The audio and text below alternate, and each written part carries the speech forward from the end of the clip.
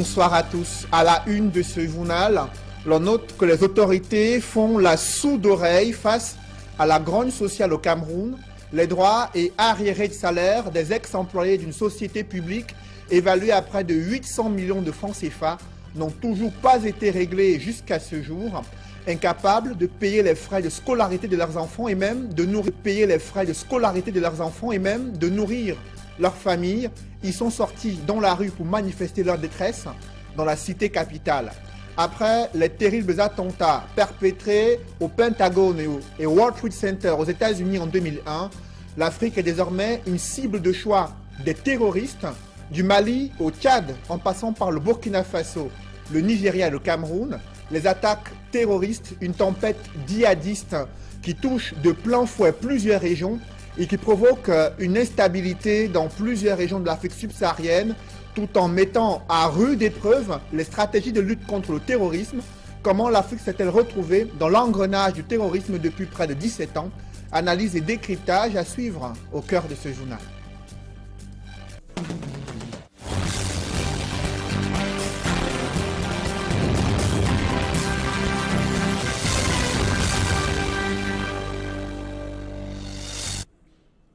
Merci de suivre cette édition complète de l'information sur Equinox Télévision.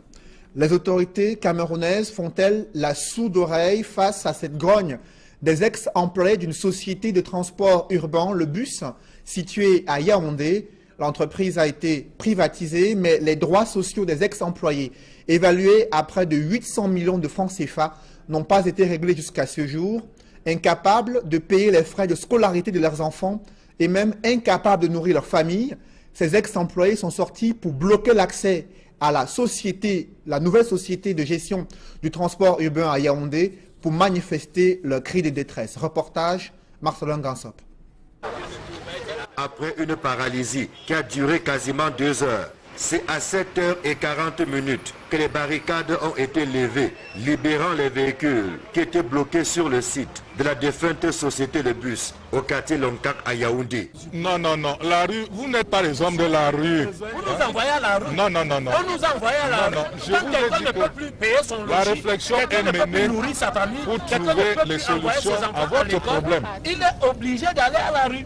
C'est au bout d'une longue négociation que les efforts déployés pendant plus d'1 heure par le sous-préfet de Yaoundé 1er ont payé. Les ex-employés de la défunte société de bus ont plié, mais sans rompre, puisque leurs revendications n'ont pas toujours trouvé une oreille attentive. Nous avons 16 mois d'arriérés de salaire. À l'heure où on nous met dehors, on n'a pas 100 francs dans la poche. C'est de ça qu'il s'agit. Il faut que les gens sachent qu'on est en situation de profonde détresse. Un homme qu'on pousse dans cette dernière retranchement devient dangereux pour le reste. J'ai construit une famille qui est détruite. J'ai 3 enfants, je ne sais pas où ils sont. La prochaine fois, il n'y aura pas de banque ici pour barrer. Il y aura nos corps. Ces ex-employés sont d'autant plus courroucés que plusieurs promesses ont été faites depuis au moins 2 ans, mais sont restées lettres mortes jusqu'ici. Mercredi, nous sommes allés vers le ministre des Finances. Et le ministre des Finances, par son secrétaire général, nous a reçus, a demandé que vendredi qu'on puisse se réunir et avoir une réponse à nos revendications. C'est vendredi qu'on nous présente une lettre, une décision de nomination d'un liquidateur de l'entreprise qui est signée depuis le 4 janvier. Le liquidateur n'a pas de bureau nulle part, il est dans la rue. Entre-temps, la nouvelle société a lancé ses activités, certes pour le bonheur des usagers, mais à la désolation des ex-employés qui continuent à tirer le diable par la queue. Le délégué du gouvernement est venu ici, il a fait une réunion ici à Ticlebus. Nous demandons de rester tranquilles avant que la nouvelle société n'entre. Ils vont nous payer et que le gouvernement a donné tout jusqu'à la CNPS pour qu'on nous paye. Et qu'on ne peut pas nous enlever d'ici sans qu'on nous paye. Donc, quand on parle du liquidateur, ils ont déjà tout pris. Voilà une nouvelle société, nous sommes dehors. Le site-ci nous appartient, c'est pour ça que nous sommes ici. Ce n'est pas la première fois que ces ex-employés de la défunte société de bus manifestent à Yaoundé pour revendiquer le paiement de leurs droits sociaux. Le dernier sitting avait été sévèrement réprimé, avec à la clé plusieurs interpellations. Encore un accident mortel survenu sur l'axe Edé à Kribi. Un conducteur de moto de course s'est retrouvé face à un cas de transport lors d'un dépassement mal négocié dans un virage. Le choc a été fatal. Le passager de cette moto s'en est sorti grièvement blessé. Il est toujours sous soins intensifs à l'hôpital régional situé à Edea dans la Sanaga-Maritime. Le récit est fait avec Rodrigue Ngassi et Julingue Nyondé.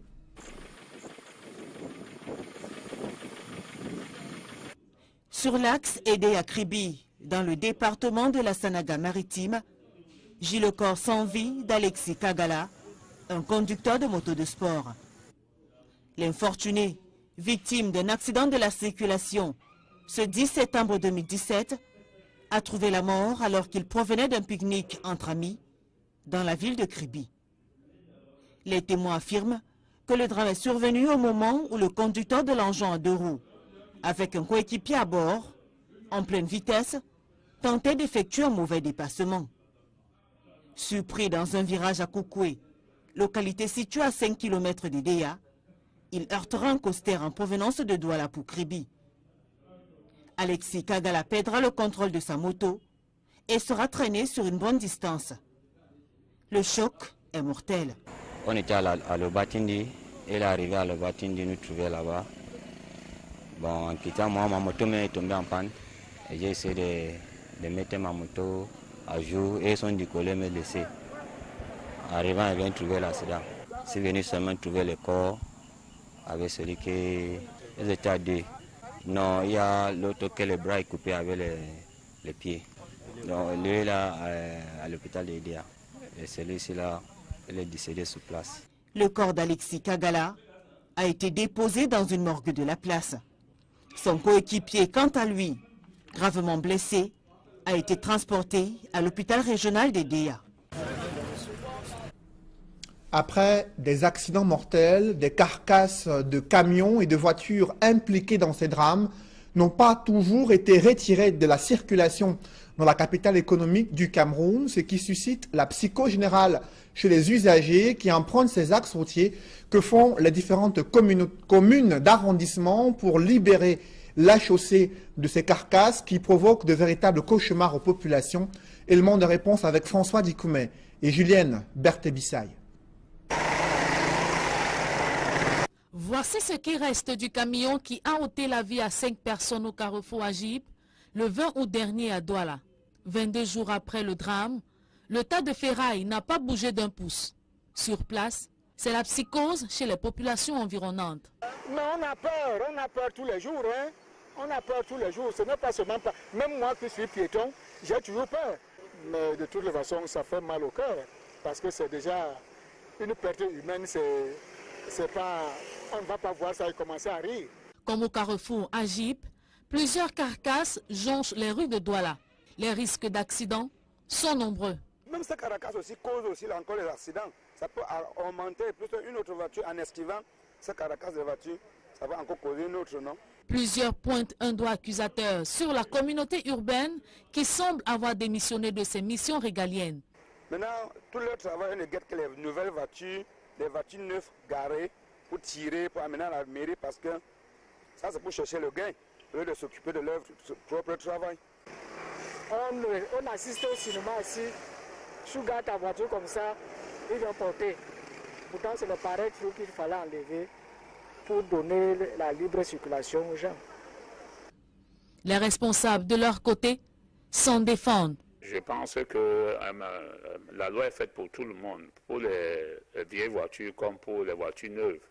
Il n'y a pas de raison que je trouve qu'un vieux car a déjà fait plus de 72 heures à la chaussée et que la mairie ne la porte pas, et en même temps que la mairie ne le porte pas, et en même temps qu'on trouve qu'il y a une voiture neuve qui s'est garée, abandonnée à la chaussée à plus de 3 jours qu'on ne la porte pas. Alors que ce soit la vieille ou la voiture neuve, la mairie se doit qu'après 48 heures, qu'on la transporte vers la fourrière municipale. Tout compte fait, les véhicules ou carcasses abandonnés sur la voie publique ne devraient en principe dépasser 48 heures. L'indifférence des pouvoirs publics est décriée dans une école primaire publique située à Koutaba, dans le département du Noun. Là-bas, élèves et enseignants travaillent dans des bâtiments en état de délabrement très avancée. C'est le constat que font Mama Soufor, Dallas Tiana et Jean-Paul Chouniat. À première vue, depuis cette cour de récréation, tout nouveau venu ici se croirait au milieu d'un champ de ruines. Pourtant, nous sommes bien à l'école publique groupe 2 du centre-ville de Koutaba, localité située dans le département du Noun.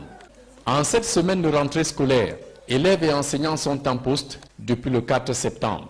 Ici, leur cadre de travail ne paye pas de bine. Toute l'infrastructure croule sous le poids de l'âge et du manque d'entretien. Charpente en lambeaux, toiture déchiquetée, tôle arrachée exposent cette petite communauté éducative à la merci du soleil et des pluies. À y voir de près, tous les murs des différentes bâtisses sont devenus tout crassés au fil du temps. Les sols cimentés se sont craquelés. Certains bâtiments, devenus très inconfortables, sont à l'abandon. Au-delà de ce triste visage enlaidi par le temps et la négligence, l'école publique groupe 2 de Koutaba-Ville manque d'un peu de tout. Matériel didactique, table-banc pour l'essentiel. Devant la gravité de ce désastre infrastructurel désolant et humiliant, le directeur de l'école publique de Koutaba non seulement refuse d'évoquer les misères de son cadre de vie, mais interdit aux enseignants de crier leur mal-être devant les caméras d'Equinox Télévision. Où vont donc les fonds de l'association des parents d'élèves collectés chaque année? Nos enquêtes révèlent que de fortes odeurs de détournement dans l'air ont compromis la rénovation de cette école. Enseignants et élèves de Koutaba ont les yeux tournés vers la commune de Koutaba pour l'amélioration de leur cadre de travail, rôle dévolu à la municipalité dans le cadre des compétences et ressources transférées aux communes. Pour l'instant, ces élèves et enseignants vont devoir travailler dans de mauvaises conditions en espérant le geste qui sauve d'une âme de bonne volonté. Alors que la menace terroriste a secoué ces derniers mois plusieurs capitales africaines, le Cameroun a les yeux rivés sur le front de guerre contre le terrorisme situé dans le septentrion, Yaoundé, où un dispositif sécuritaire avait été instauré. Ce dispositif tend à disparaître. Les fouilles sont de moins en moins systématiques à l'entrée des grands lieux de rassemblement. Seuls quelques postes de contrôle ont été maintenus dans les hôtels et supermarchés dans la cité capitale. Reportage, Marcelin Gansop. Des images comme celle-ci sont devenues rares dans la capitale, alors qu'il y a 2, voire 3 ans, c'était devenu le quotidien des populations. Pour avoir accès aux hôtels, établissements scolaires, églises, mosquées et autres lieux de grande mobilisation, il fallait montrer patte blanche en se soumettant à une fouille systématique menée par la police et la gendarmerie. La menace Boko Haram était telle que les autorités sécuritaires n'ont pas voulu prendre de risques. Ce d'autant plus que les attentats kamikazes se multipliaient dans la région de l'extrême nord, touchant même de plein fouet le cœur de la ville de Maroua.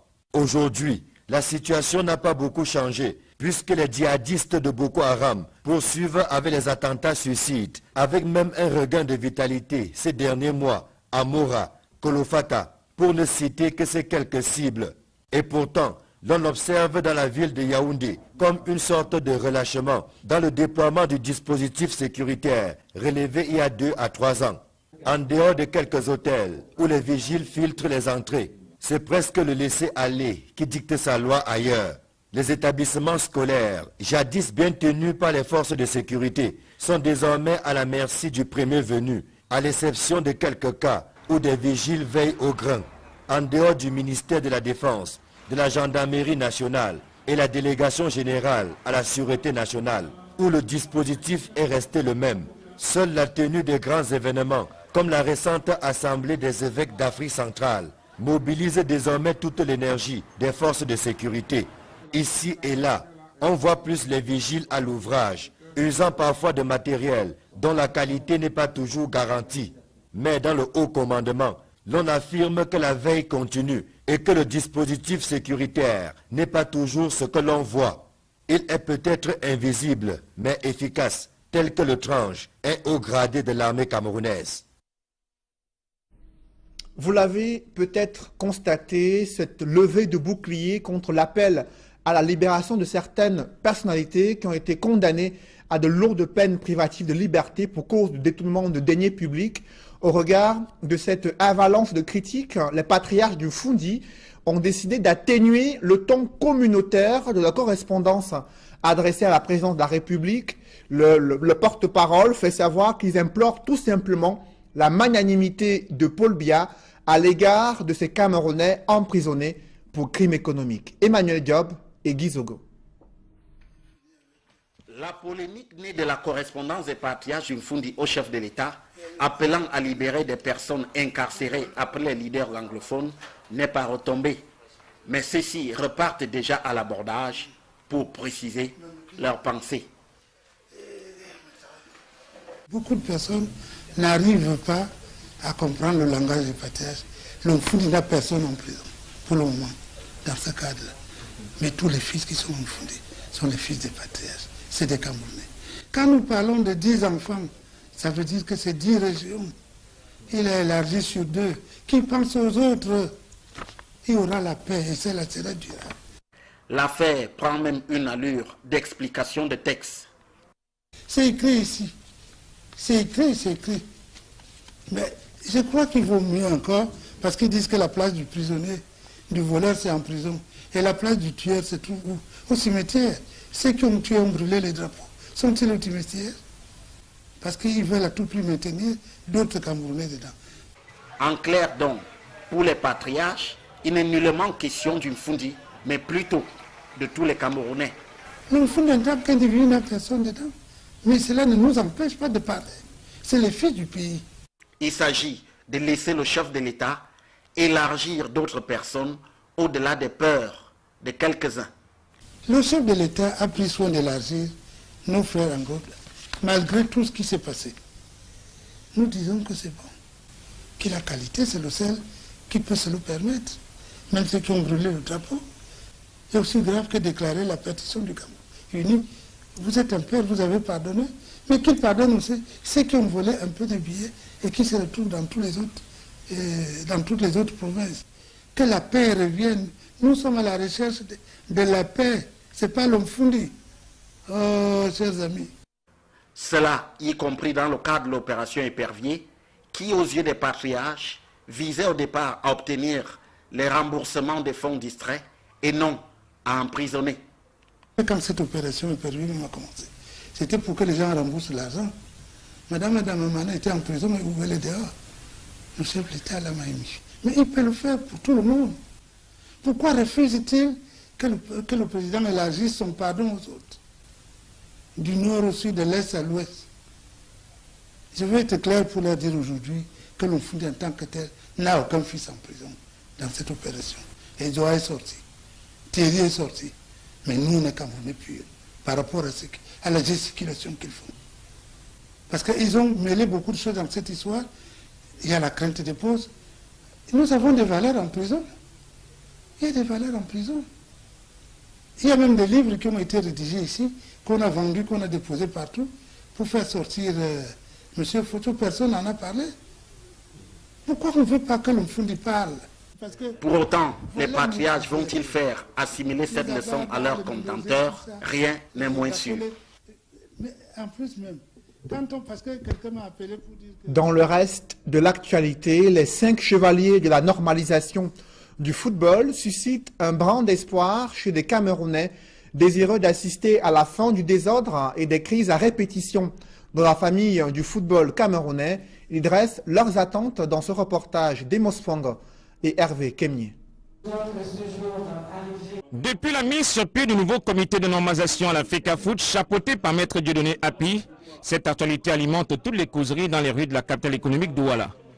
Chacun y va de sa sensibilité pour exiger la rigueur de ce nouveau comité de normalisation qui doit rédiger les textes conformes au statut de la FIFA en adéquation avec les lois nationales qui ne seront pas contestées par les acteurs. La normalisation, nous attendons beaucoup de choses d'eux pour reformer les textes et que la FECAFOOT soit bien structurée, puisque la fois passée, il ne faudrait plus qu'on tombe dans les pièges que nous sommes tombés la fois passée, car on avait nommé des gens qui étaient là, qui ont formé quand on avait tombé pour tirailler, pour tisser des choses. Aujourd'hui, on a nommé quelqu'un qui n'est même pas dans le monde du football, ils connaissent la loi.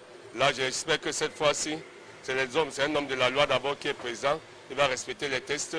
À partir de là, toutes les choses vont aller normalement. Pour les amateurs du ballon rond, ce nouveau comité de normalisation de la FECAFOOT doit faire mieux que le précédent comité qui était dirigé par le professeur Joseph Oona. Il va falloir qu'ils font du très bon boulot parce que la dernière fois, il y avait Joseph Oona qui était à la tête de cette normalisation et les choses n'ont pas marché. Voilà pourquoi on revient encore pour faire encore toujours les mêmes élections. Il va falloir qu'ils font la transparence, que le football camerounais, on ne doit plus faire toujours le match en arrière. Quand on fait les élections, on revient encore sur les mêmes choses. Ailleurs, certains férus du football plaident pour l'attribution de cette mission de réforme du football camerounais aux anciennes gloires. On attend qu'une norme des footballeurs camerounais qui a servi le football camerounais à la place qu'il faut. Parce que c'est un fin de cycle pour ceux qui sont là depuis, ils ne font rien. Et quand nous partons, quand nous approchons les joueurs du championnat du président camerounais, ils disent que pour un départ, on ne les paye plus. Alors ceux qui ont eu à jouer le football connaissent les versets, comment ces joueurs-là vivent. Et c'est honteux pour nous qu'à chaque année, administrativement parlant, ils disent qu'ils sont en train de faire avancer le football camerounais. Alors le football camerounais est sur place. Si la désignation de nouvelles personnalités au sein du comité de normalisation de la FECAFOOT fait l'unanimité, le public attend des réformes profondes qui seront au goût de tous les acteurs. Conscient de ces enjeux et de ces nombreuses attentes, il est déjà sur le terrain du football. Juste après sa prise de fonction samedi, le président du comité de normalisation a effectué sa première sortie officielle hier dimanche au stade militaire à Yaoundé. Maître Dieudonné Api a assisté, il a suivi la rencontre amicale opposant les Lions indomptables A' à leurs adversaires équato-guinéens. Le Cameroun a remporté ce match 2-1. Reportage Élisée Bogba et Aïk Cyril. C'était sa première sortie officielle après sa prise de fonction comme président du comité de normalisation de la Fédération camerounaise de football.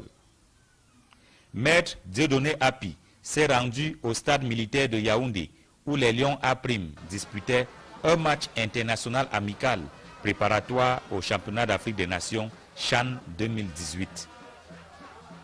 Aux côtés du secrétaire général du ministère des Sports et de l'Éducation physique, Maître Dieudonné Api et les autres membres du comité de normalisation ont été les témoins de la victoire des Lions A', 2-1 face aux Alangues nationales de Guinée équatoriale.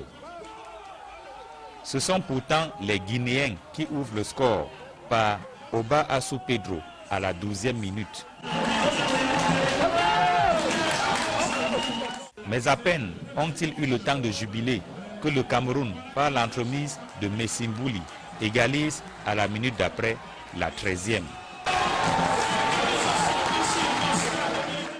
Une fois l'équilibre établi, le Cameroun met la pression. À la 40e minute, France Pangop, sur un lobe parfait, inscrit le deuxième but des Lions A'. 2-1, c'est le score à la pause. En seconde manche, Rigobert Song, l'entraîneur des Lions A', jauge son effectif à travers divers remplacements.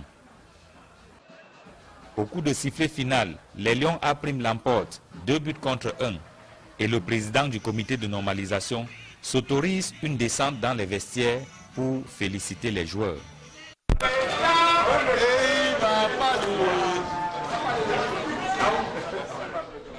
Malgré cette victoire des Lions indomptables A', l'entraîneur Rigobert Song a identifié des failles et insuffisances dans le jeu de ses poulains. Il promet de mieux préparer son équipe pour le championnat d'Afrique des Nations CHAN 2018. Je vous propose d'écouter Rigobert Song, entraîneur des Lions A'. Parfait. Il nous faut des matchs comme ça qui vont nous permettre de voir ce qu'il y a à faire et il nous faut du temps aussi parce que le temps a été très juste. On a vu les joueurs ont joué les championnats jeudi. Ils sont arrivés jeudi soir dans la nuit, vendredi pour certains. Donc on a pu avoir qu'une seule séance d'entraînement, c'était hier. Mais bon, c'était pas mal parce que je dirais, on a déjà une bonne lancée. C'est une continuité en fait. Je pense que quand on aura le temps de bien préparer notre équipe, on sera dans les meilleures conditions. Ces performances des Lions A', mais aussi les résultats de la 31e journée de Ligue 1 de football, où le canon sportif de Yaoundé est déjà dans la ligne rouge. Toutes ces informations seront décryptées dans le cadre de 100% foot qui va se suivre, qui va bien sûr intervenir juste après ce journal, émission présentée par Étienne Pascal Azégué. Et toujours en sport, le Cameroun s'est qualifié pour les quarts de finale de l'Afrobasket 2017 en battant le Rwanda 81-7 à 77. Le Cameroun sera donc opposé au Nigeria jeudi prochain. Des précisions avec Hervé Kemier dans ce reportage.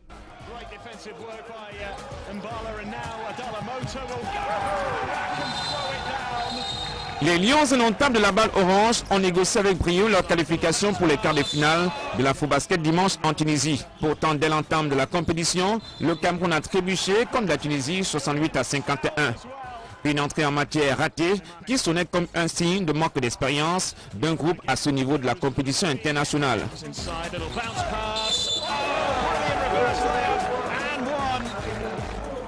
Mais c'était sans compter avec la fougue et la haine de cette nouvelle génération des Lions indomptables de la balle orange du Cameroun qui veut écrire une nouvelle page de l'histoire du Cameroun à l'Afrobasket. En dépit de l'absence de nombreuses stars à cette compétition, condamné à réaliser un espoir pour se hisser en quart de finale, le Cameroun a sorti les crocs pour exploser la Guinée 96-54 avant de démystifier le Rwanda 81-77 au dernier match.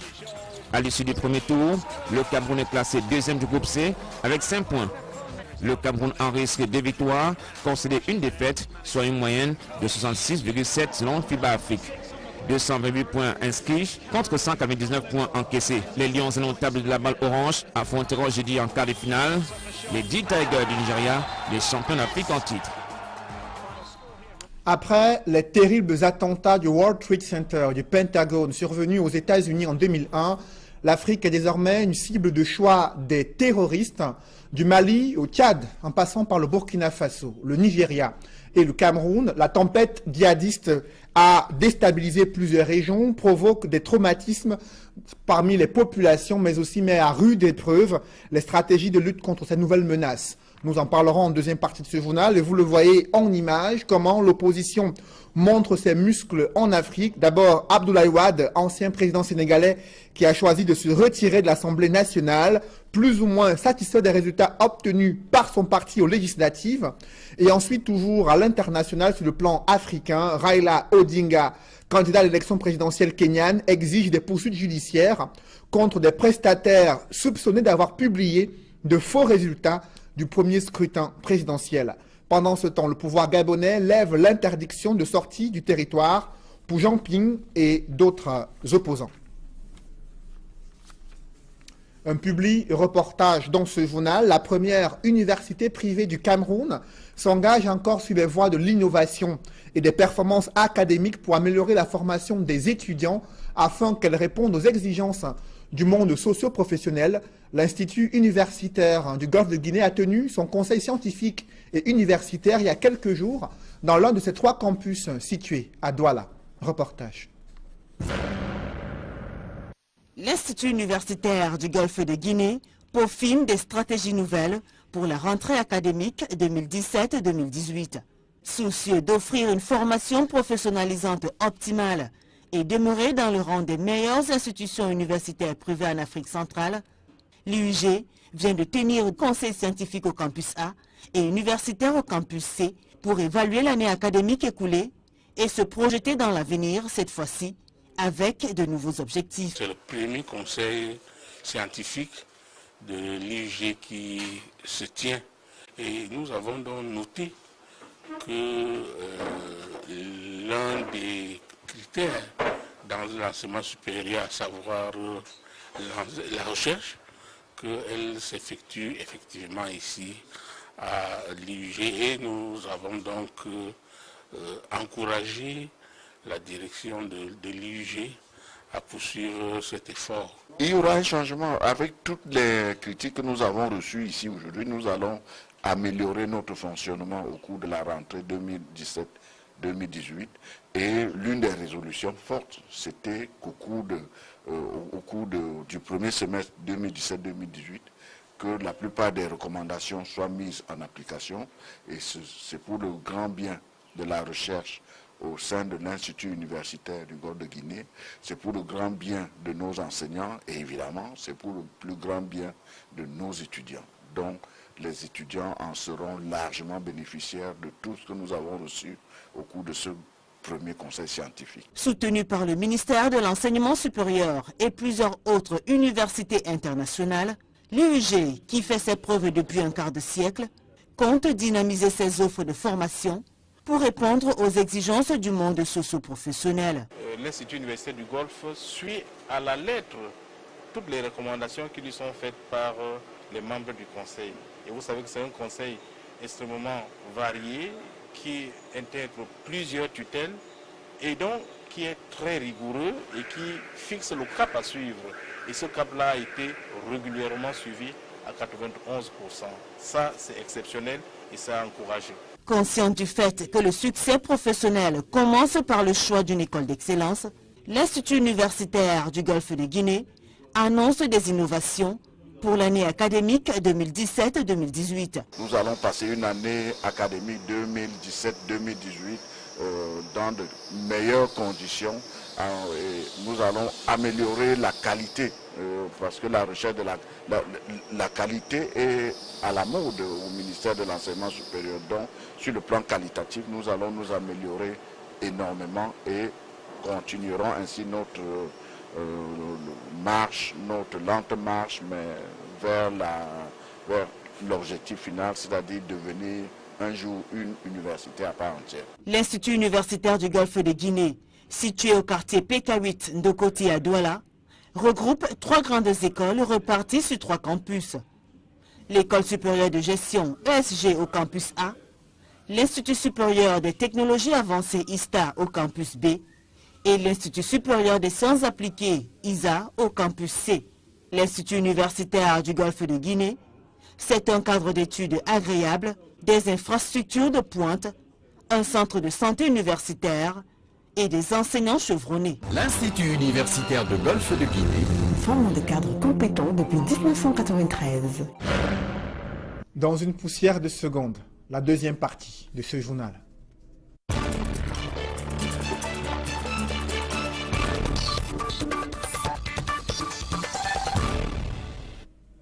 La question du terrorisme préoccupe de plus en plus le continent africain. Pour en parler ce soir, je reçois sur ce plateau un historien, géographe, spécialiste de l'histoire des mouvements djihadistes en Afrique subsaharienne, Grégoire Kamkumo Timchou. Bonsoir. Bonsoir, Cédric. Ça fait 17 ans qu'il y a eu ces attentats du World Trade Center et au Pentagone aux États-Unis en 2001. Comment ce terrorisme s'est-il développé sur le continent africain à une grande vitesse? Pour évoquer cet aspect, il faut d'abord faire une petite historique du terrorisme. Et dans ce cas, il va falloir retourner au 19e siècle pour voir en quelque sorte, disons, l'origine pré-contemporaine du terrorisme. Et c'est à partir de la définition du terrorisme qu'on va essayer de catégorifier la typologie du terrorisme et pour finir le formalisme lié au terrorisme. En ce qui concerne la définition du terrorisme, pour être plus simple, le terrorisme est un acte de violence prémédité et délibéré destiné à provoquer vis-à-vis de l'autre un choc par une violence qui crée en lui une terreur multidimensionnelle. Ça, c'est une définition plus simple du terrorisme. Donc, c'est un acte de violence délibéré destiné à une cible matérielle ou humaine pour créer des dégâts susceptibles de déclencher une frayeur, une terreur, une crainte susceptible d'ébranler l'être, le groupe, la société ou l'État dans ses différents fondements. Et sur le continent africain, jusqu'en 2001, à peine la Somalie et quelques pays juste semblaient être confrontés à ce visage du terrorisme. Aujourd'hui, c'est presque toute l'Afrique subsaharienne en grande partie qui est concernée avec l'Afrique du Nord et aussi l'Afrique de l'Est. Comment s'est-on retrouvé dans cet engrenage sur le continent africain? Pour évoquer le terrorisme en Afrique, il faut d'abord énumérer en quelque sorte la typologie du terrorisme.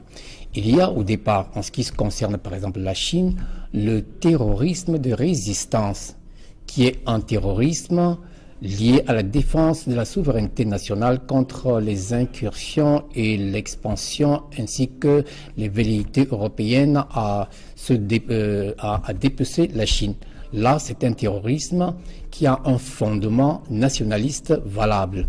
Ensuite, après la Deuxième Guerre mondiale, en ce qui concerne le problème palestinien, il y a eu une autre forme, un autre type de terrorisme, c'était le terrorisme de revendication, parce que le problème palestinien, au lendemain de la Deuxième Guerre, en ce qui concerne le partage de la Palestine, les Arabes se sentant lésés et se sentant incompris ont dû recourir à ce type de terrorisme de revendication pour poser leurs problèmes, exprimer leurs problèmes. Et quelles sont les formes les plus usuelles aujourd'hui dans le monde et en Afrique?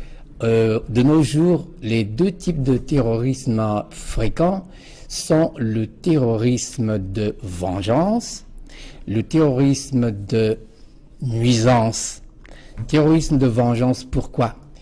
Parce que il y a, en ce qui concerne la politique expansionniste et hégémonique occidentale, des frustrations enregistrées dans de nombreux États asiatiques et africains. Et à partir de là, il y a des groupuscules ou des organisations qui ont estimé qu'il fallait faire une réplique à ces velléités occidentales. Et naturellement, on a dû créer des groupes de riposte qu'on qualifie de terrorisme. Mais c'est un terrorisme qui est provoqué par un autre terrorisme qu'on verra, on va voir à la fin dans ce qui concerne les formes du terrorisme. Donc c'est un terrorisme qui est un répondant à un autre terrorisme. Et sur le continent africain, l'Afrique subsaharienne, du Mali jusqu'au Tchad, en passant par le Burkina Faso, le Nigeria, le Cameroun, même la Libye et l'Égypte aussi n'y échappent pas vraiment. Quelles sont ces formes de terrorisme qui se développent et qui sont ancrées dans ces sous-régions? En Afrique, je peux dire qu'il y a deux types de terrorisme. Le terrorisme de nuisance. Le terrorisme de nuisance est ce terrorisme qui est véhiculé, savamment orchestré, je le dirais avec beaucoup d'aisance, par les puissances occidentales pour nuire aux États africains afin de pouvoir perpétrer leur domination et naturellement créer un déséquilibre de telle manière que les pays... Quelles sont les preuves que vous avez pour justifier dans l'ombre la main de ces puissances internationales par rapport à ce terrorisme qui se développe sur le continent africain? Bien, je prendrai un exemple très simple. En 1992, lorsque le FIS gagne les élections en Algérie, le Front islamique du salut, les élections ont été régulièrement gagnées par ce parti islamiste. Or, la mouvance islamiste qui a été provoquée par les États-Unis au Moyen-Orient contre l'Union soviétique, dans son temps, cette mouvance islamique, se sentant pousser les ailes, a naturellement développé en Afrique et au Moyen-Orient des brèches pour pouvoir asseoir leur idéologie. Lorsque le FIS gagne les élections en Algérie, il est hors de question que l'expérience de l'Iran, naturellement, puisse se perpétrer en Afrique. Et dans ce cas, qu'est-ce qui se passe? C'est la France qui, naturellement, pousse les généraux algériens de faire main basse sur les élections et, naturellement, d'écarter le FIS du pouvoir. Et c'est à partir de là que les aigris du FIS ont naturellement mis sur pied des formes d'organisation de riposte. Et en ce moment-là, on parle de manière beaucoup plus aisée de terrorisme, de vengeance. Et dans ce cas, en réalité, on ne peut pas leur en vouloir parce qu'ils ont eu gain de cause en... Mais sur le cas de l'Afrique, du Nigeria, du Cameroun, du Tchad, en quelques mots, comment mettre fin à ce type de terrorisme qui a fait déjà plus de 9000 morts en 5 ans au Nigeria, au Cameroun, au Tchad, avec des millions de déplacés? Comment mettre fin à ces velléités terroristes qui sont sur le continent? En quelques mots. Bon, pour mettre fin à ce terrorisme de nuisance qui est d'inspiration occidentale, Il faut tout simplement que les pays africains comprennent que l'Union actuellement est le seul élément pouvant leur garantir une certaine stabilité et une certaine résistance vis-à-vis de l'Occident et surtout vis-à-vis de toute puissance et de tout pouvoir pouvant les mettre dans des difficultés, parce que le terrorisme actuel en Afrique a un but politique et un but économique, c'est déstabiliser l'Afrique. Merci Grégoire Kamkumo Timchou. Je rappelle que vous êtes historien, géographe, spécialiste de l'histoire des mouvements djihadistes en Afrique subsaharienne. Mesdames, Messieurs, c'est la fin de ce journal. Merci de l'avoir suivi. Retrouvez juste après cette édition du 20h, 100% foot présentée par Étienne Pascal Azégué. Bonne soirée sur Equinox Télévision.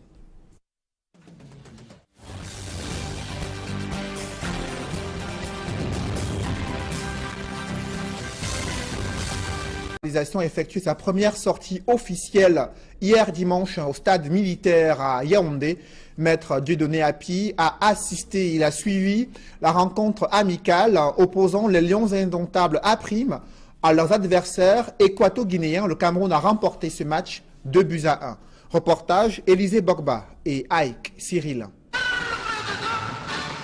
C'était sa première sortie officielle après sa prise de fonction comme président du comité de normalisation de la Fédération camerounaise de football.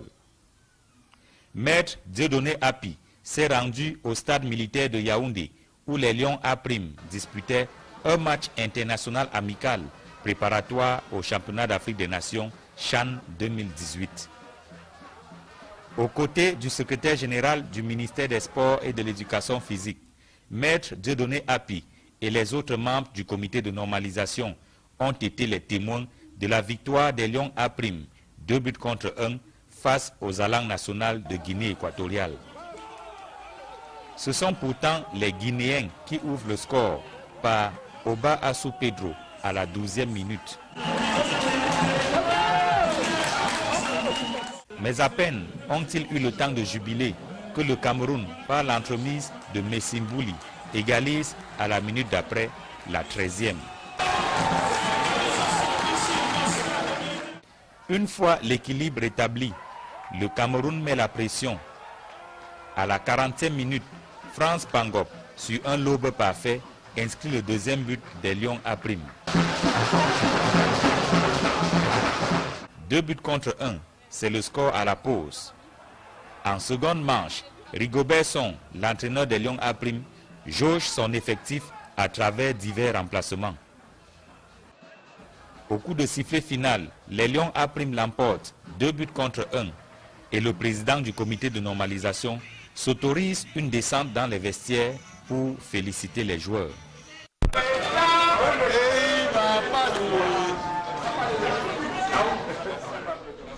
Malgré cette victoire des Lions indomptables A', l'entraîneur Rigobert Song a identifié des failles et insuffisances dans le jeu de ses poulains.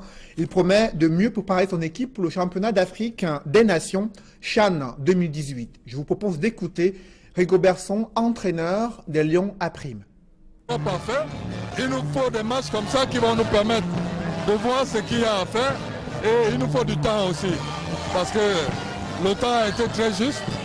On a vu les joueurs ont joué les championnats jeudi, ils sont arrivés jeudi soir dans la nuit, vendredi pour certains, donc on a pu avoir une seule séance d'entraînement, c'était hier. Mais bon, c'était pas mal parce que je dirais, on a déjà une bonne lancée, c'est une continuité en fait. Je pense que quand on aura le temps de bien préparer notre équipe, on sera dans les meilleures conditions. Ces performances des Lions A', mais aussi les résultats de la 31e journée de Ligue 1 de football, où le canon sportif de Yaoundé est déjà dans la ligne rouge. Toutes ces informations seront décryptées dans le cadre de 100% foot qui va se suivre, qui va bien sûr intervenir juste après ce journal, émission présentée par Étienne Pascal Azégué. Et toujours en sport, le Cameroun s'est qualifié pour les quarts de finale de l'Afro-Basket 2017 en battant le Rwanda 81-7 à 77. Le Cameroun sera donc opposé au Nigeria jeudi prochain. Des précisions avec Hervé Kemier dans ce reportage.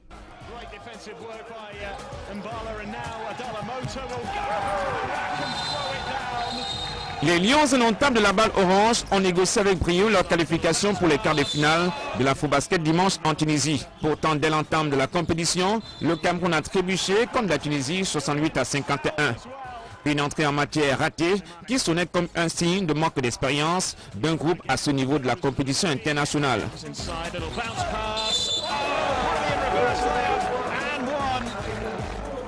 Mais c'était sans compter avec la fougue et la haine de cette nouvelle génération des Lions indomptables de la balle orange du Cameroun qui veut écrire une nouvelle page de l'histoire du Cameroun à l'Afrobasket. En dépit de l'absence de nombreuses stars à cette compétition, condamné à réaliser un espoir pour se hisser en quart de finale, le Cameroun a sorti les crocs pour exploser la Guinée 96-54 avant de démystifier le Rwanda 81-77 au dernier match.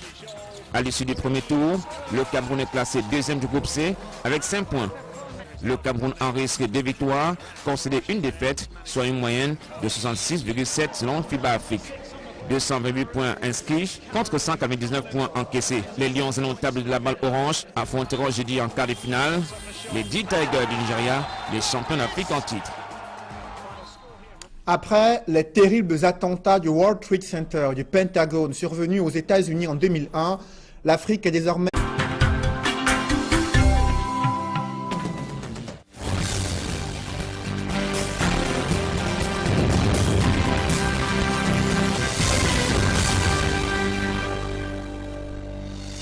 Bonsoir à tous. À la une de ce journal, l'on note que les autorités font la sourde oreille face à la grogne sociale au Cameroun.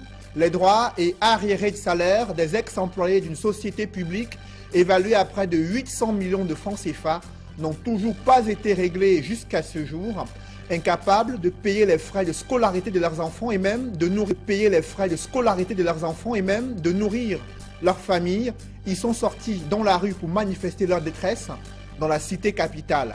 Après les terribles attentats perpétrés au Pentagone et au World Trade Center aux États-Unis en 2001, l'Afrique est désormais une cible de choix des terroristes du Mali au Tchad en passant par le Burkina Faso, le Nigeria et le Cameroun. Les attaques terroristes, une tempête djihadiste qui touche de plein fouet plusieurs régions et qui provoque une instabilité dans plusieurs régions de l'Afrique subsaharienne, tout en mettant à rude épreuve les stratégies de lutte contre le terrorisme. Comment l'Afrique s'est-elle retrouvée dans l'engrenage du terrorisme depuis près de 17 ans? Analyse et décryptage à suivre au cœur de ce journal.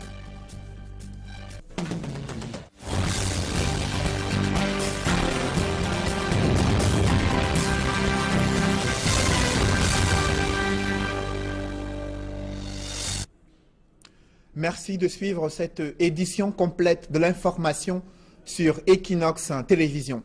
Les autorités camerounaises font-elles la sourde oreille face à cette grogne des ex-employés d'une société de transport urbain, le bus, située à Yaoundé? L'entreprise a été privatisée, mais les droits sociaux des ex-employés, évalués à près de 800 millions de francs CFA, n'ont pas été réglés jusqu'à ce jour. Incapables de payer les frais de scolarité de leurs enfants, et même incapables de nourrir leur famille, ces ex-employés sont sortis pour bloquer l'accès à la nouvelle société de gestion du transport urbain à Yaoundé pour manifester leur cri de détresse. Reportage, Marcelin Gansop. Après une paralysie qui a duré quasiment 2 heures, c'est à 7h40 que les barricades ont été levées, libérant les véhicules qui étaient bloqués sur le site de la défunte société de bus au quartier Longkak à Yaoundé. Non, la rue, vous n'êtes pas les hommes de la rue. Vous nous envoyez à la rue. Non. On nous envoie à la rue. Quand quelqu'un ne peut plus payer son logis, la réflexion est menée nourrir sa famille, pour trouver les solutions à votre problème. Il est obligé d'aller à la rue. C'est au bout d'une longue négociation que les efforts déployés pendant plus d'1 heure par le sous-préfet de Yaoundé 1er ont payé. Les ex-employés de la défunte société de bus ont plié, mais sans rompre, puisque leurs revendications n'ont pas toujours trouvé une oreille attentive. Nous avons 16 mois d'arriérés de salaire. À l'heure où on nous met dehors, on n'a pas 100 francs dans la poche. C'est de ça qu'il s'agit. Il faut que les gens sachent qu'on est en situation de profonde détresse. Un homme qu'on pousse dans ces derniers retranchements devient dangereux pour le reste. J'ai construit une famille qui est détruite.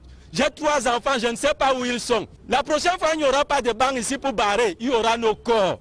Ces ex-employés sont d'autant plus courroucés que plusieurs promesses ont été faites depuis au moins 2 ans, mais sont restées lettres mortes jusqu'ici. Mercredi, nous sommes allés vers le ministre des Finances. Et le ministre des Finances, par son secrétaire général, nous a reçus, a demandé que vendredi qu'on puisse se réunir et avoir une réponse à nos revendications. C'est vendredi qu'on nous présente une lettre, une décision de nomination d'un liquidateur de l'entreprise qui est signée depuis janvier, le 4 janvier. Le liquidateur n'a pas de bureau nulle part, il est dans la rue.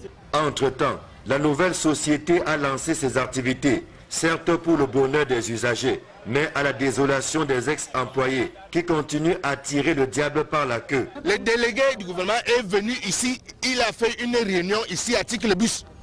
Nous demandons de rester tranquille avant que la nouvelle société n'entre. Ils vont nous payer et que le gouvernement a donné tout jusqu'à la CNPS pour qu'on nous paye et qu'on ne peut pas nous enlever d'ici sans qu'on nous paye. Donc, quand on parle du liquidateur, ils ont déjà tout pris, voilà une nouvelle société, nous sommes dehors. Le site-ci nous appartient, c'est pour ça que nous sommes ici. Ce n'est pas la première fois que ces ex-employés de la défunte société de bus manifestent à Yaoundé pour revendiquer le paiement de leurs droits sociaux. Le dernier sitting avait été sévèrement réprimé, avec à la clé plusieurs interpellations. Encore un accident mortel survenu sur l'axe Edé à Kribi. Un conducteur de moto de course s'est retrouvé face à un cas de transport lors d'un dépassement mal négocié dans un virage. Le choc a été fatal. Le passager prend même une allure d'explication de texte. C'est écrit ici. C'est écrit, c'est écrit. Mais je crois qu'il vaut mieux encore, parce qu'ils disent que la place du prisonnier, du voleur, c'est en prison. Et la place du tueur, c'est tout où? Au cimetière.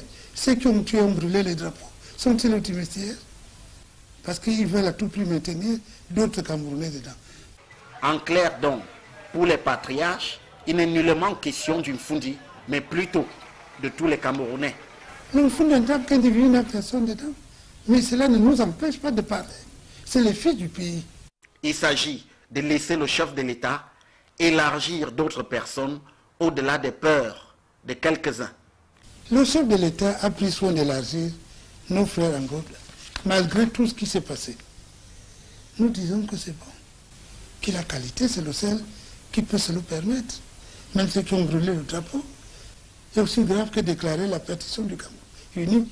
Vous êtes un père, vous avez pardonné, mais qu'ils pardonnent aussi ceux qui ont volé un peu de billets et qui se retrouvent dans toutes les autres provinces. Que la paix revienne. Nous sommes à la recherche de la paix. Ce n'est pas l'homme Fundi. Oh, chers amis. Cela, y compris dans le cadre de l'opération Épervier, qui, aux yeux des patriarches, visait au départ à obtenir les remboursements des fonds distraits et non à emprisonner. Quand cette opération Épervier a commencé, c'était pour que les gens remboursent l'argent. Madame Amana était en prison, mais vous voulez dehors. Le chef de l'État l'a mis. Mais il peut le faire pour tout le monde. Pourquoi refuse-t-il que le président élargisse son pardon aux autres? Du nord au sud, de l'est à l'ouest. Je veux être clair pour leur dire aujourd'hui que l'on Fundi en tant que tel n'a aucun fils en prison dans cette opération. Et Joa est sorti. Thierry est sorti. Mais nous, on est Camerounais purs par rapport à la gesticulation qu'ils font. Parce qu'ils ont mêlé beaucoup de choses dans cette histoire. Il y a la crainte des pauses. Nous avons des valeurs en prison. Il y a des valeurs en prison. Il y a même des livres qui ont été rédigés ici, qu'on a vendus, qu'on a déposés partout, pour faire sortir M. Foto. Personne n'en a parlé. Pourquoi on ne veut pas que l'on Fundi parle? Pour autant, les patriarches vont-ils faire assimiler cette leçon à leurs contenteurs? Rien n'est moins sûr. Mais en plus même, parce que quelqu'un m'a appelé pour dire que... Dans le reste de l'actualité, les 5 chevaliers de la normalisation du football suscitent un brin d'espoir chez des Camerounais désireux d'assister à la fin du désordre et des crises à répétition dans la famille du football camerounais. Ils dressent leurs attentes dans ce reportage d'Emos Fong et Hervé Kemier. Depuis la mise sur pied du nouveau comité de normalisation à la FECAFOOT, chapeauté par Maître Dieudonné Api, cette actualité alimente toutes les causeries dans les rues de la capitale économique Douala.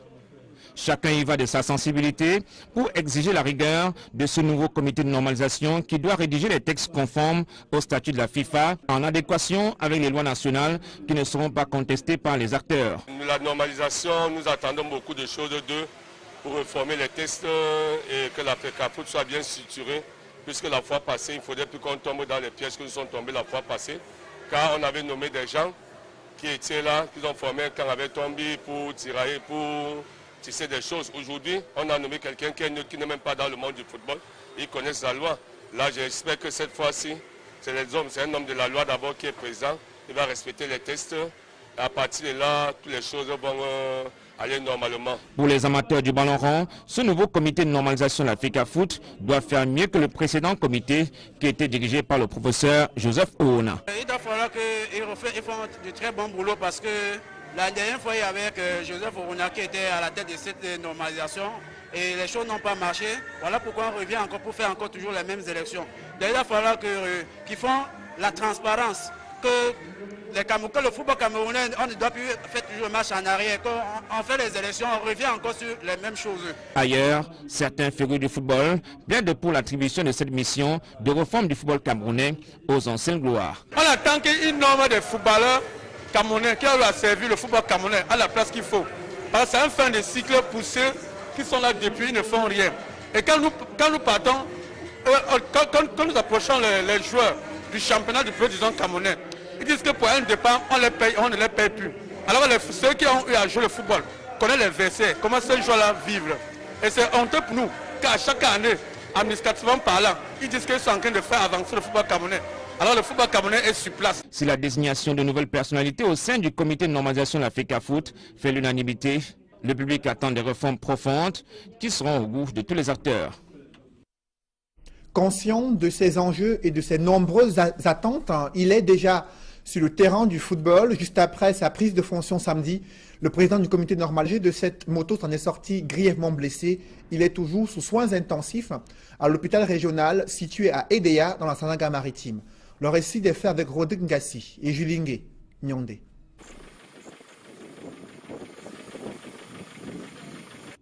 Sur l'axe Edea-Kribi, dans le département de la Sanaga-Maritime, gît le corps sans vie d'Alexis Kagala, un conducteur de moto de sport. L'infortuné, victime d'un accident de la circulation, ce 10 septembre 2017, a trouvé la mort alors qu'il provenait d'un pique-nique entre amis dans la ville de Kribi. Les témoins affirment que le drame est survenu au moment où le conducteur de l'engin à 2 roues, avec un coéquipier à bord, en pleine vitesse, tentait d'effectuer un mauvais dépassement. Surpris dans un virage à Koukoué, localité située à 5 km d'Edea, il heurtera un coaster en provenance de Douala pour Kribi. Alexis Kagala perdra le contrôle de sa moto et sera traîné sur une bonne distance. Le choc est mortel. On était à Lobatindi, et il est arrivé à Lobatindi, nous trouvait là-bas. Bon, en quittant moi, ma moto m'est tombée en panne. Et j'ai essayé de mettre ma moto à jour et son décollé me laissé. Arrivant, il vient trouver l'accident. C'est venu seulement trouver le corps avec celui qui était à 2. Non, il y a l'autre que le bras est coupé avec les pieds. Donc lui là à l'hôpital d'Edea. Et celui-ci là, il est décédé sur place. Le corps d'Alexis Kagala a été déposé dans une morgue de la place. Son coéquipier, quant à lui, gravement blessé, a été transporté à l'hôpital régional d'Edea. Après des accidents mortels, des carcasses de camions et de voitures impliquées dans ces drames n'ont pas toujours été retirées de la circulation dans la capitale économique du Cameroun, ce qui suscite la psychose générale chez les usagers qui empruntent ces axes routiers que font les différentes communes d'arrondissement pour libérer la chaussée de ces carcasses qui provoquent de véritables cauchemars aux populations. Élément de réponse avec François Dikoumé et Julienne Berthé-Bissaye. Voici ce qui reste du camion qui a ôté la vie à 5 personnes au carrefour Agib le 20 août dernier à Douala. 22 jours après le drame, le tas de ferraille n'a pas bougé d'un pouce. Sur place, c'est la psychose chez les populations environnantes. Mais on a peur tous les jours. Hein. On a peur tous les jours, ce n'est pas seulement pas. Même moi qui suis piéton, j'ai toujours peur. Mais de toute façon, ça fait mal au cœur. Parce que c'est déjà une perte humaine, c'est pas, on ne va pas voir ça et commencer à rire. Comme au carrefour Agip, plusieurs carcasses jonchent les rues de Douala. Les risques d'accidents sont nombreux. Même ces carcasses aussi causent aussi encore les accidents. Ça peut augmenter plus une autre voiture en esquivant ces carcasses de voiture. Ça va encore causer une autre, non? Plusieurs pointent un doigt accusateur sur la communauté urbaine qui semble avoir démissionné de ses missions régaliennes.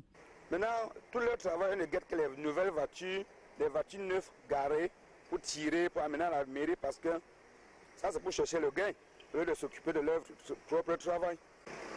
On assiste au cinéma ici, tu gardes ta voiture comme ça, ils vont porter. Pourtant c'est le pareil truc qu'il fallait enlever pour donner la libre circulation aux gens. Les responsables de leur côté s'en défendent. Je pense que la loi est faite pour tout le monde, pour les vieilles voitures comme pour les voitures neuves. Il n'y a pas de raison que je trouve qu'un vieux car a déjà fait plus de 72 heures à la chaussée et que la mairie ne la porte pas, et en même temps que la mairie ne le porte pas, et en même temps qu'on trouve qu'il y a une voiture neuve qui s'est garée, abandonnée à la chaussée à plus de 3 jours qu'on ne la porte pas. Alors que ce soit la vieille ou la voiture neuve, la mairie se doit qu'après 48 heures qu'on la transporte vers la fourrière municipale. Tout compte fait, les véhicules ou carcasses abandonnés sur la voie publique ne devraient en principe dépasser 48 heures. L'indifférence des pouvoirs publics est décriée dans une école primaire publique située à Koutaba, dans le département du Noun. Là-bas, élèves et enseignants travaillent dans des bâtiments en état de délabrement très avancé. C'est le constat que font Mama Soufor, Dallas Tiana et Jean-Paul Chouniat. À première vue, depuis cette cour de récréation, tout nouveau venu ici se croirait au milieu d'un champ de ruines. Pourtant, nous sommes bien à l'école publique groupe 2 du centre-ville de Koutaba, localité située dans le département du Noun. En cette semaine de rentrée scolaire, élèves et enseignants sont en poste depuis le 4 septembre. Ici, leur cadre de travail ne paye pas de bine. Toute l'infrastructure croule sous le poids de l'âge et du manque d'entretien. Charpente en lambeaux, toiture déchiquetée, tôle arrachée exposent cette petite communauté éducative à la merci du soleil et des pluies. À y voir de près, tous les murs des différentes bâtisses sont devenus tout crassés au fil du temps. Les sols cimentés se sont craquelés. Certains bâtiments, devenus très inconfortables, sont à l'abandon. Au-delà de ce triste visage enlaidi par le temps et la négligence, l'école publique groupe 2 de Koutaba-Ville manque d'un peu de tout. Matériel didactique, table-banc pour l'essentiel. Devant la gravité de ce désastre infrastructurel désolant et humiliant, le directeur de l'école publique de Koutaba non seulement refuse d'évoquer les misères de son cadre de vie, mais interdit aux enseignants de crier leur mal-être devant les caméras d'Equinox Télévision. Où vont donc les fonds de l'association des parents d'élèves collectés chaque année? Nos enquêtes révèlent que de fortes odeurs de détournement dans l'air ont compromis la rénovation de cette école. Enseignants et élèves de Koutaba ont les yeux tournés vers la commune de Koutaba pour l'amélioration de leur cadre de travail, rôle dévolu à la municipalité dans le cadre des compétences et ressources transférées aux communes.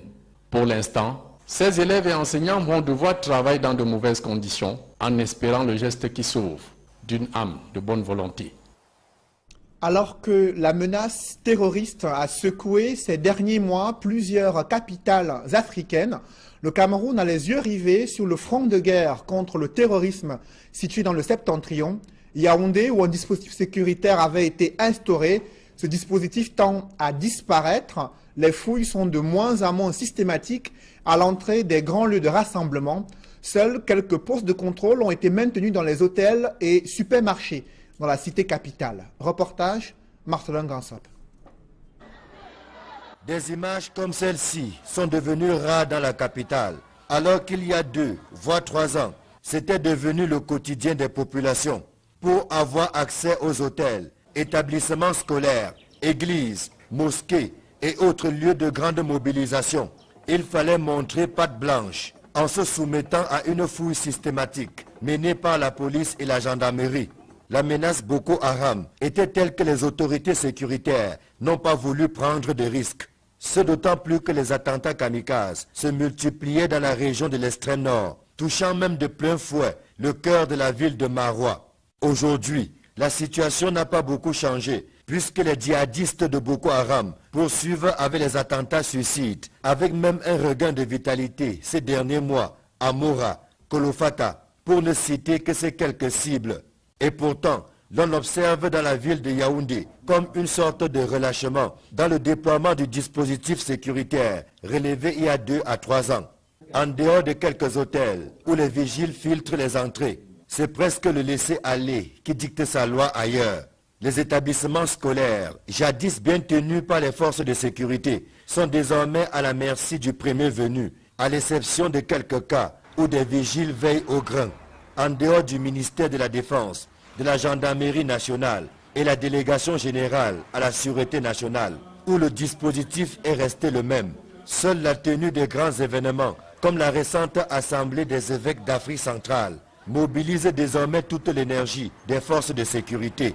Ici et là, on voit plus les vigiles à l'ouvrage, usant parfois de matériel dont la qualité n'est pas toujours garantie. Mais dans le haut commandement, l'on affirme que la veille continue et que le dispositif sécuritaire n'est pas toujours ce que l'on voit. Il est peut-être invisible, mais efficace, tel que le tranche un haut gradé de l'armée camerounaise. Vous l'avez peut-être constaté, cette levée de bouclier contre l'appel à la libération de certaines personnalités qui ont été condamnées à de lourdes peines privatives de liberté pour cause de détournement de deniers publics. Au regard de cette avalanche de critiques, les patriarches du Fundi ont décidé d'atténuer le ton communautaire de la correspondance adressée à la présidence de la République.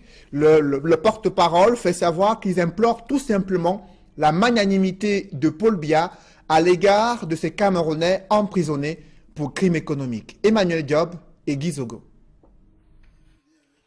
La polémique née de la correspondance des patriarches du Fundi au chef de l'État, appelant à libérer des personnes incarcérées après les leaders anglophones, n'est pas retombée. Mais ceux-ci repartent déjà à l'abordage pour préciser leurs pensées. Beaucoup de personnes n'arrivent pas à comprendre le langage des patriarches. Le Fundi n'a personne en prison, pour le moment, dans ce cadre-là. Mais tous les fils qui sont en Fundi sont les fils des patriarches. C'est des Camerounais. Quand nous parlons de 10 enfants, ça veut dire que c'est 10 régions. Il a élargi sur 2. Qui pense aux autres, il y aura la paix et cela sera durable. L'affaire